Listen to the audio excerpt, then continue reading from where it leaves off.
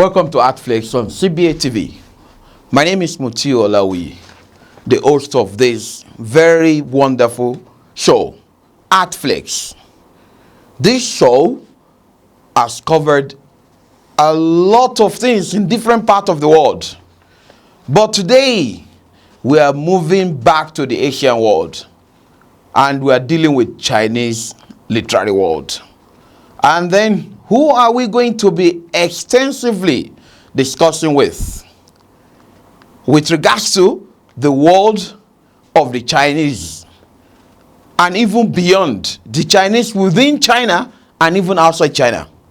Meet me on the other side of the studio, then you get to understand who is this person and what are we going to be discussing in detail there. See you there.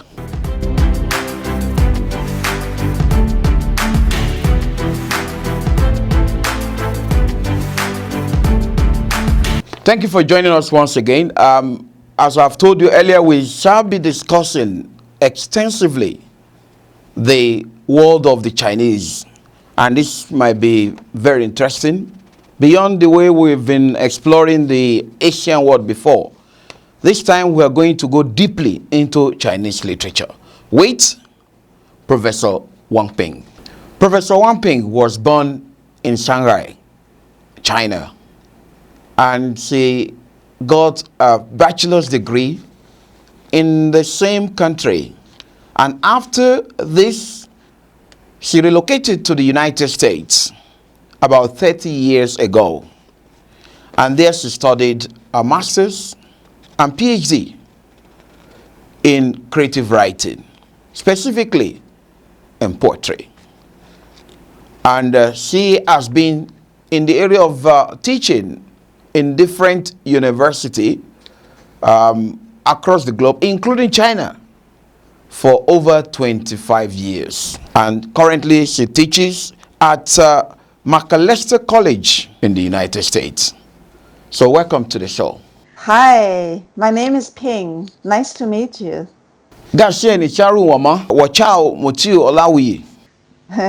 我叫王平。你好。我很谢谢。谢谢，很高兴见到你。你的中文说得很好。Good Chinese. That's the only way I can't go beyond that. If I move beyond that, then there will be a catastrophe. I'm at the basic level of Chinese. Let's explore the world of China. Perhaps later I'm going to learn more about the Chinese language. That will make me to explore deeper the world. Before going deeply into the world of China, it is obvious that most people nowadays know China as a commercial hub. Nothing other than that. If you ask them anything related to literary world of China, maybe about a poet or a novelist or a playwright, they will tell you they have no knowledge of it. They'll get hot completely. And perhaps they might tell you, we know Jackie Chan or Jet Li. That's what they're going to tell you. Would you mind exploring with us extensively the literary world of China? Chinese literature. Well, we have the first poetry anthology in the world. It's called Shi Jing, the Bible of Poetry, and it was compiled by Confucius 2,000 years ago. And but those poems originally were songs, and they have been sung by peasants, and mostly by peasants and soldiers, and literati also, for hundreds, if not thousands of years before it was compiled into a poetry anthology. So that is my Bible, right? And the book, the title of the book is called Shi Jing, means Poetry Bible. And it's a very, very appropriate. And so I often go to that Bible and just look for inspiration and pray for strength and pray for beauty and also pray for my poetry ancestors for my own poetry, and it always works. So that said, uh, yeah, I think also because of that poetry Bible, 诗经, the poetry tradition in Chinese literature is very, very, very strong. And there's poetry in our blood. Every Chinese, now every Chinese basically can read and write, right? But before Mao took over China, only a very small percentage of Chinese could read and write, right? And majority Chinese could not read or write. Still, every Chinese could recite miles of Chinese poetry, right? And so that is basically, I'm saying Chinese poetry is in our blood, right? Even though we cannot read or write. And so even though I started writing poetry after I came to America by accident, and through Allen Ginsberg and John Ashbery and Gary Snyder, all these people, and also the Chinese poets that I was the interpreter when Allen Ginsberg hosted the first Chinese American Poetry Festival. And that's how, I started writing my own poetry. I knew that I have been thinking and dreaming and composing poetry since I was born, since I was a child, since I started writing and reading. And because of this Chinese poetic tradition in my blood and in my consciousness. So would you mind comparing the world of, sociocultural world, sociocultural and economic world of China and the New World and the United States? How would you compare these two?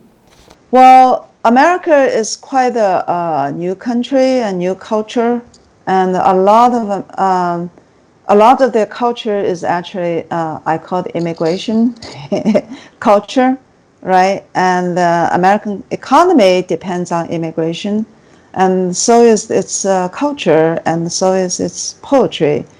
And so, for example, the poetry, right? And I have a PhD in poetics, and I focused quite a bit on Ezra Pound. And Ezra Pound is an American critic, but later he lived most of his life, a big chunk of his life in Paris, and he studied Imagism, and the Imagism actually started when an American art critic, his name is Fanarosa, and he lived all his life in Japan.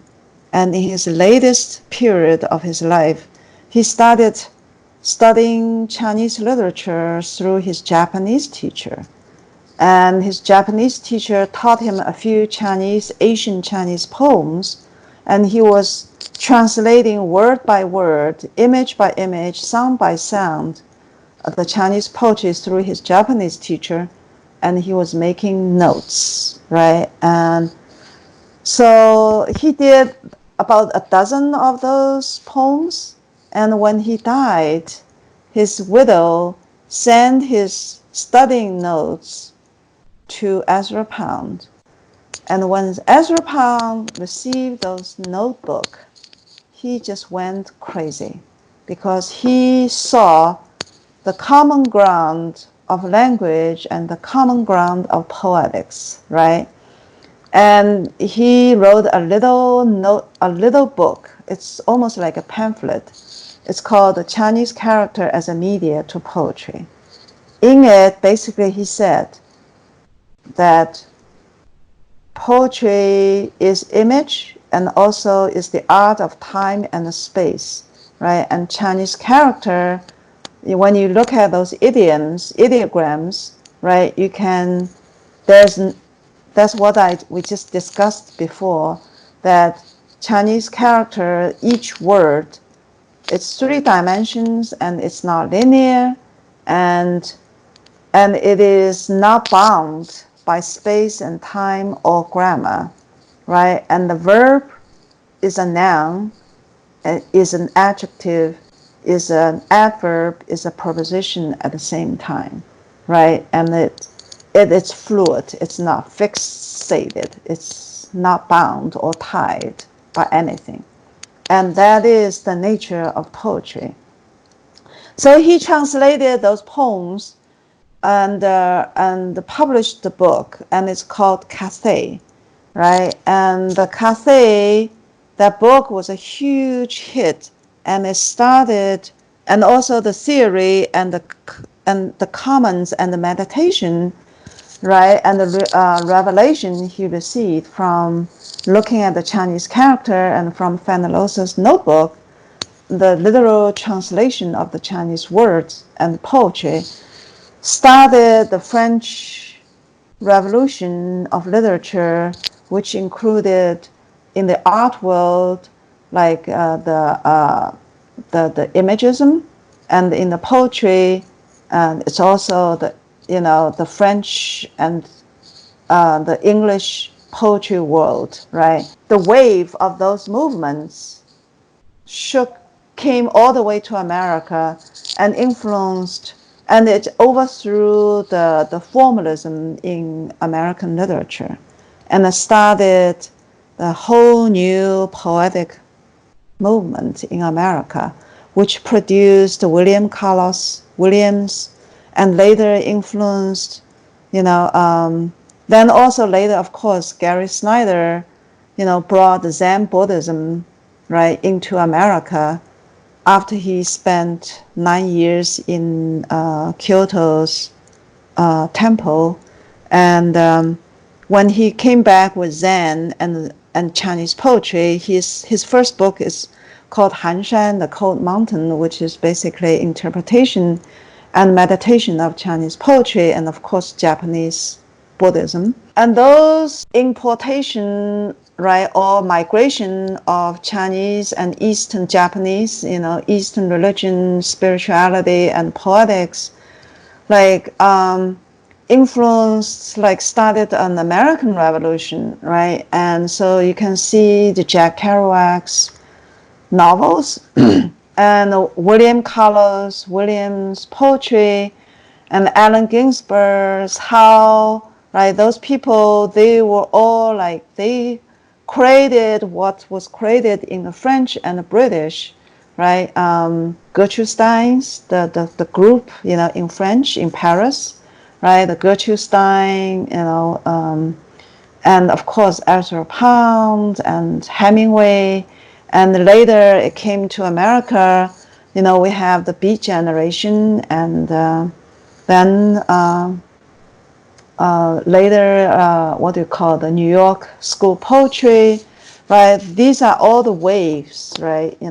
From past 100 years, right? And through this little no one, through this American art historians who lived all his life in Japan, and in his later life translated a few Chinese poetry, through Japanese, and Ezra Pound did not know a word of Chinese or Japanese, at that time.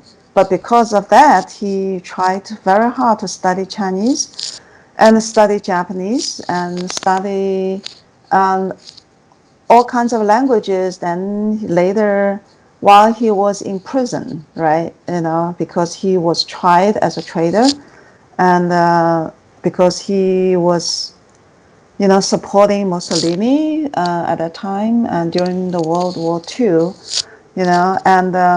and spent 10 years in the mental hospital in Elizabeth's Hospital, and but during those confinement and the trial, in prison, he created his masterpiece called the Canon, and that was my PhD, actually, and my oral defense. I studied, Ezra Pound, and also the migration of American literature, right? And I would say, and also Ezra Pound's writing also made a revolution for me, right?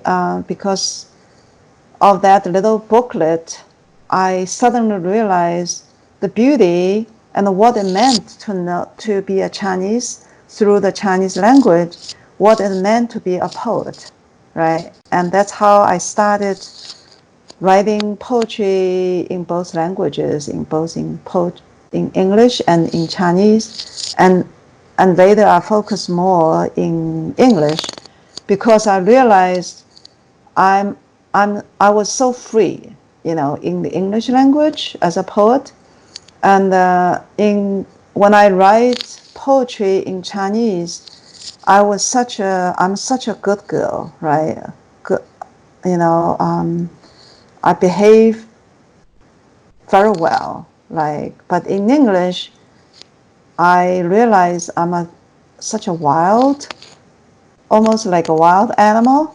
And then I realized when I put the two poems together, Chinese poem and English poem, I realized my mother tongue, which is Chinese, is actually a whip, right? And forcing me to behave, forcing me where to look and what to look and how to look and how to think, how to feel, right? And in English, I no longer have that restriction, right? Even though my vocabularies are very limited, but with the most basic vocabulary, the most basic Lego parts, I can create infinite, beautiful creations. And so my limited English actually became my advantage, and especially when I try to bring the Chinese language and Chinese culture and Chinese poetics into English, and it gives me so much advantages, right? And so that's why I often make my students to write English in the second language, and if I teach also a lot of international students, and I keep telling them your English as a second language actually is your best weapon, so use it to write poetry, right? Because you are not bound by your mother tongue, you know. So I'm sure you know that because I'm sure you speaking several languages when you do your creation, you're already using that as your advantage. I guess we have to go for a break. Thank you so much. Viewers at home, we'll have to go for a break. When we come back, we shall be discussing extensively about the works of this great writer. See you there.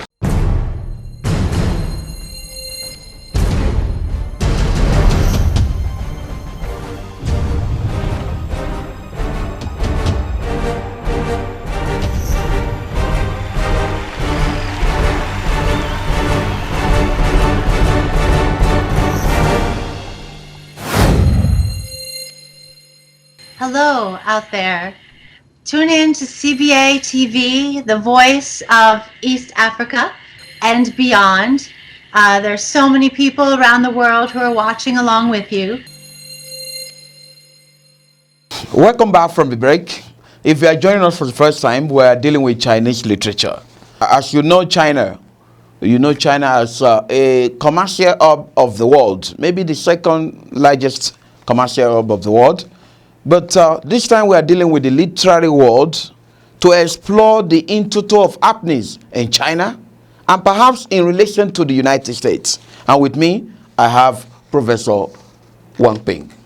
As an experienced creative mind in the world of literature, would you mind explaining to us the similarities and differences between Chinese literary world and the New World, I mean the United States?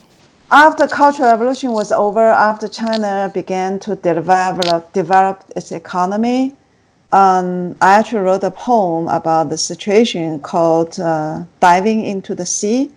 And that means a lot of intellectuals, poets, and writers started making money by doing commercials or things like that, right? And the whole country, the whole culture started focusing on developing, making money. And but I know that poetry and literature never died in them, and so it just maybe took a little pause, and especially, but also the digital culture, like Weibo and Weixin, the WeChat, and has changed, and also the digital world era has changed the publication and how literature, poetry format has changed. But I know poetry still lives within us, and it just comes out in a very different format, because the publication is very different too. The way how poetry, how books, how stories, how literature is published and spread, right, distributed is very, very different. And also pirate publication is making publishers' lives very difficult. Yet, I strongly believe as humans, right, poetry and literature and storytelling is our essence. It's even more important than economy. And of course, to survive, right, to have food, have water, have shelter is the essence for all life, right? But after we satisfy that our basic needs, our immediate and the most fundamental needs is how to express ourselves, like how to express who we are and why we are here. And that is the task of poetry and the storytelling. That's the task of literature. And that applies to every race and every culture. And doesn't matter what color you are, and doesn't matter if you're poor or rich, doesn't matter like which continent you're from, right? And and that has been proven over and over and over and over again, right? And I don't think there's a single culture and a country that could survive without poetry, without literature. According to Encyclopedia Britannica, Chinese literature has profound influence on the Korea, Japan, and Vietnam. Do you agree with this? And if yes, how? I would say it's both ways. In old ancient times, the influence was much larger because Japanese, Vietnamese, and Korean they studied. They took a lot of Chinese character language and turned it into part of their own language, and they studied abroad. Basically, they studied in China for many years, and they prided themselves for composing Chinese poetry.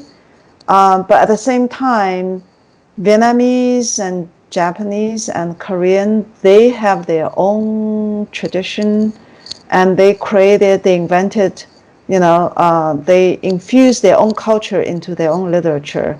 So they actually have a very, very long and strong tradition of, their own literature and poetics. And but now, Korean, Japan, and Vietnamese, they have their tradition, their own literature, poetics that is really strong. And I'm a huge fan, admirer of their own, of their literature. And they have been translated into English quite a bit, right? And also,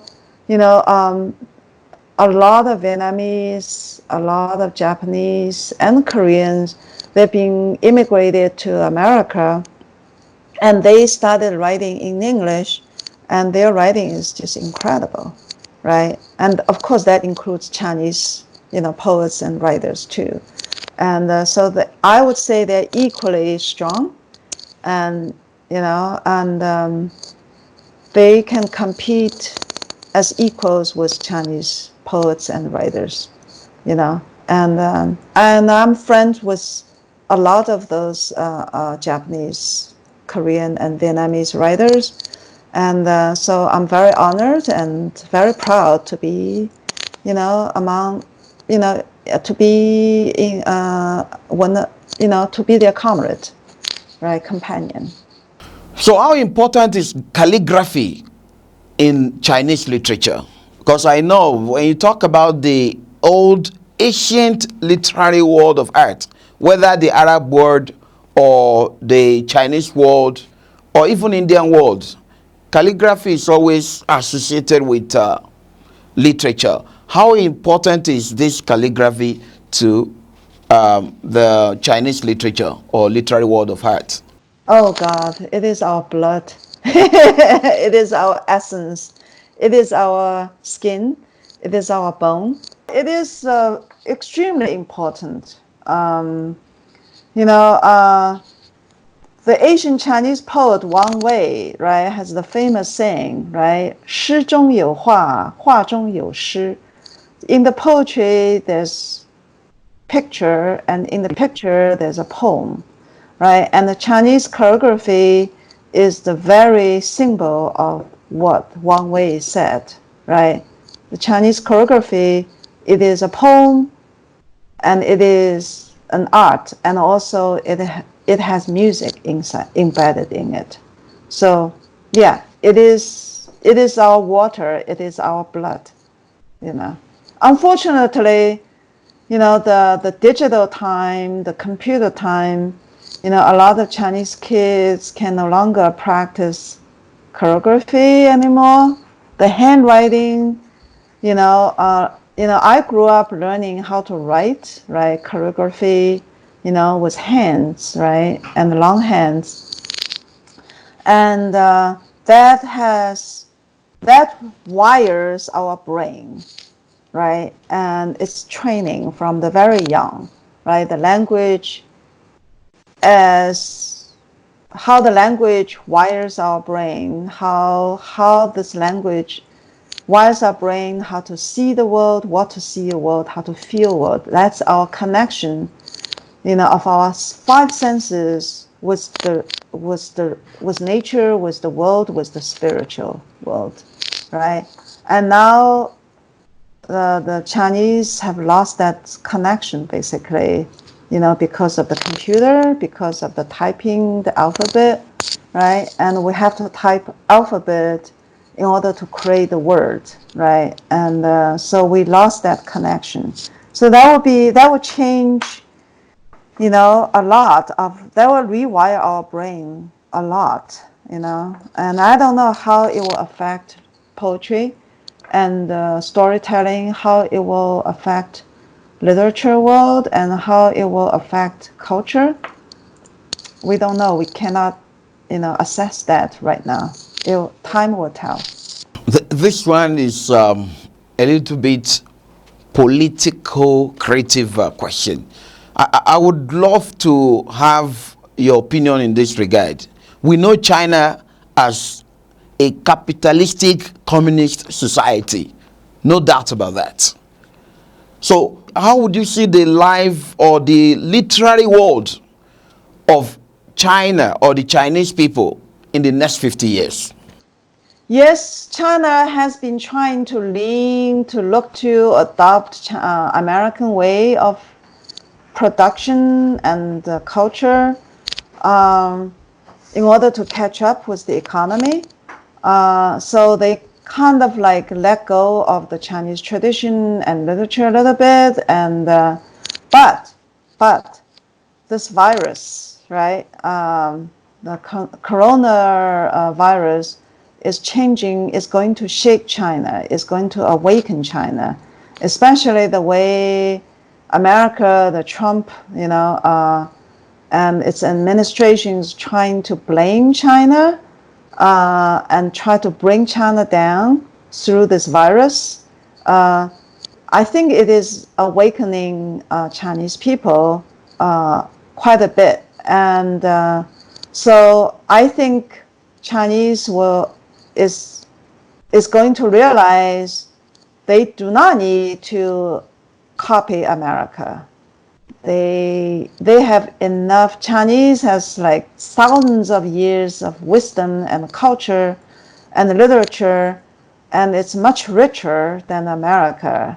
And they can just pick up their old foundation and start flying and running and make their own literature, and it will be time for America to look to China, right? And so, of course, culture and literature is very tied together with economy.